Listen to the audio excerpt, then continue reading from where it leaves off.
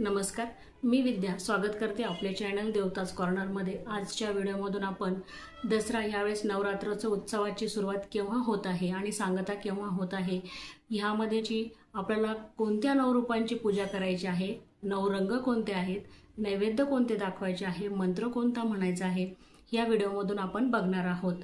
तर बघा, आपल्याला नऊ रूपांची पूजा ही आपण कशासाठी करतो, तर देवीचा आपल्याला भरभरून आशीर्वाद मिळावा आणि देवी आपल्यावरती प्रसन्न व्हावी म्हणून आपण यथाशक्ती आणि आपण ह्या नऊ रूपांची पूजा करत असतो। नवरात्रामध्ये जेवढ्या सेवा करता येईल तेवढ्या सेवा आपण भक्तजन करत असतात आणि माताचा आशीर्वाद मिळवत असतात। आणि जे नऊ रंगांचे कपडे धारण करते देवी, तेही आपण भक्तजन असतो। नऊ रूपांचे कपडे आपण धारण करत असतो आणि आशीर्वाद मिळत असतो। यावेळेस 22 सप्टेंबर सोमवार रोजी नवरात्र उत्सवाची सुरुवात होत आहे, तर 2 ऑक्टोबरला दसरा आहे, म्हणजे सांगता होत आहे।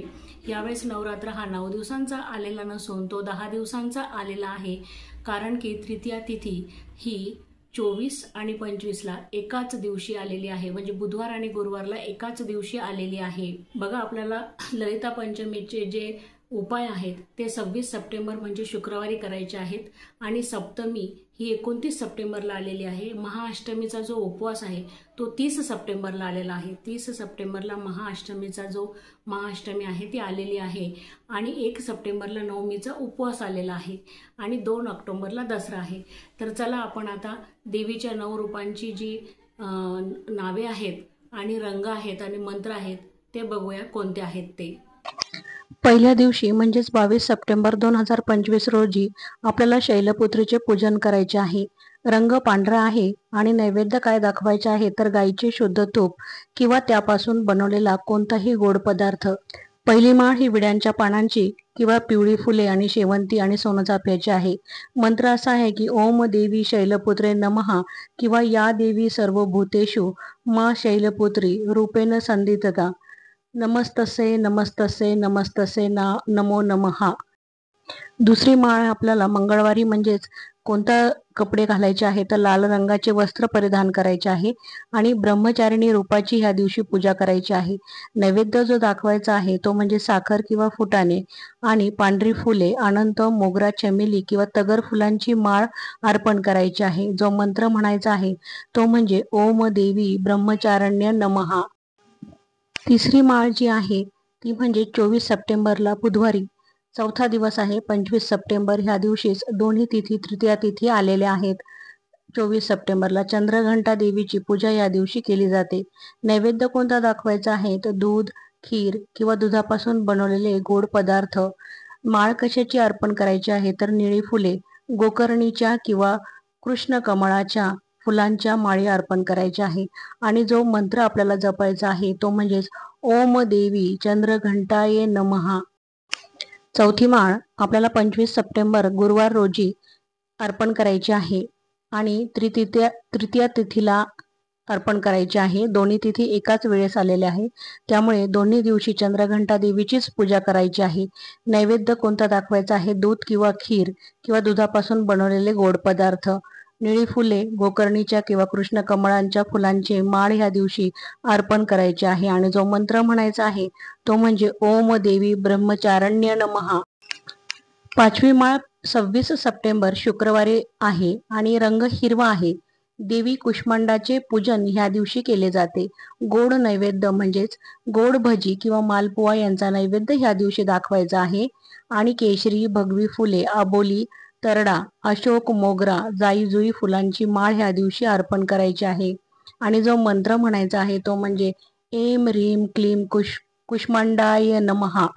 सहावी जी माळ आलेली आहे ती 27 सप्टेंबर वार शनिवारी आलेली आहे। रंग आहे राखाडी रंग। स्कंद मातेचे पूजन ह्या दिवशी करायचे आहे आणि नैवेद्य जो दाखवायचा आहे तो म्हणजेच केळी। पाचवी माळ ही 11 बेलपानांची माळ आहे आणि जो मंत्र म्हणायचा आहे तो म्हणजे ओम देवी स्कंद मातेय नमः। हा मंत्र ह्या दिवशी जपायचा आहे। आता सातवी जी माळ आलेली आहे ती 28 सप्टेंबर वार रविवार रोजी आलेली आहे। रंग आहे केशरी। कात्यायनी देवीची पूजा ह्या दिवशी केली जाते। जो नैवेद्य दाखवायचा आहे तो म्हणजे मध किंवा मधापासून कोणतेही पदार्थ तुम्ही बनवू शकता। आणि कर्दळीच्या फुलांची माळ ह्या दिवशी देवीला अर्पण करायची आहे. आणि जो मंत्र म्हणायचा आहे तो म्हणजे ओम देवी कात्यायने नमः. 8वी जी माळ आलेली आहे ती 29 सप्टेंबर 2025 म्हणजेच सोमवारी आलेली आहे. रंग जो आहे तो आहे मोरपंखी आणि कालरात्रींची पूजा या दिवशी केली जाते. म्हणजे देवीच्या कालरात्री रूपाची ह्या दिवशी पूजा केली जाते. आणि नैवेद्य जो दाखवायचा आहे गुळ किंवा गुळापासून बनवलेले पदार्थ. माळ कोणती घालायची आहे तर झेंडू किंवा नारंगी फुलांची माळ. मंत्र जो जपायचा आहे तो म्हणजेच ओम देवी कात्यायने नमः. आणि 9वी जी माळ आलेली आहे ती 30 सप्टेंबर मंगळवार रोजी आलेली आहे. रंग जो परिधान करायचा आहे तो म्हणजेच गुलाबी आणि महागौरीचे पूजन ह्या दिवशी करायचे आहे. नैवेद्य जो दाखवायचा आहे तो म्हणजेच खोबरे, नारळ किंवा खीर. आणि तांबडी फुले, कमळ, जास्वंद, कन्हेर आणि गुलाबांच्या फुलांची माळ ह्या दिवशी देवीला अर्पण करायची आहे. जो मंत्र जपायचा आहे तो म्हणजेच या देवी सर्व भूतेषु मा गौरी रूपेण संस्थिता नमस्तस्यै नमस्तस्यै नमस्तस्यै नमो नमः किंवा ओम देवी महागौरेय नमः. 10वी माळ जी आलेली आहे ती 1 ऑक्टोबरला बुधवार रोजी आलेली आहे. देवीने जो रंग परिधान केलेला आहे तो आहे जांभळा आणि ह्या दिवशी सिद्धिदात्रीचे पूजन केले जाते. नैवेद्य जो दाखवायचा आहे तो म्हणजेच पांढरे तीळ किंवा त्यापासून बनवलेला कोणताही गोड पदार्थ. 9वी माळ ही लिंबूची किंवा कुंकुमार्चन करायचे आहे ह्या दिवशी. आणि जो मंत्र म्हणायचा आहे तो असा आहे की या देवी सर्व भूतेषु मा सिद्धिदात्री रूपेण संस्थिता नमस्तस्यै नमस्तस्यै नमस्तस्यै नमो नमः किंवा ओम सिद्धिदात्रेय नमः या मंत्राचा जप या दिवशी करायचा आहे. बघा, या व्हिडिओमधून आपण देवीच्या 9 रूपांची, नैवेद्य 9 काय दाखवायचे आहे, 9 माळी काय घालायच्या आहे आणि रंग कोणते आहे हे आपण बघितलेले आहे. तर अशी दसऱ्याची, नवरात्रीची जी उत्सुकता असते ती लहानांपासून मोठ्यांपर्यंत सर्वांनाच असते. तर दांडिया खेळण्याची जी उत्सुकता असते तीही सर्वांनाच असते. आणि बघा, 9 दिवसामध्ये खूप भक्ती ह्या दिवसामध्ये सर्वच जण भक्त देवीचे करत असतात आणि देवीला प्रसन्न करण्याचे जो तो प्रयत्न करत असतो. आणि देवी माता ही आपली कृपा आपल्या सर्व भक्तांवरती ठेवत असते.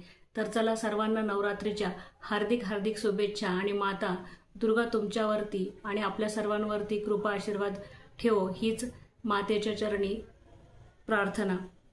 व्हिडिओ आवडल्यास चॅनलला लाईक करा, सबस्क्राईब करा आणि कमेंट करायला अजिबात विसरू नका. आणि बेल आयकनही दाबायला विसरू नका. तर धन्यवाद.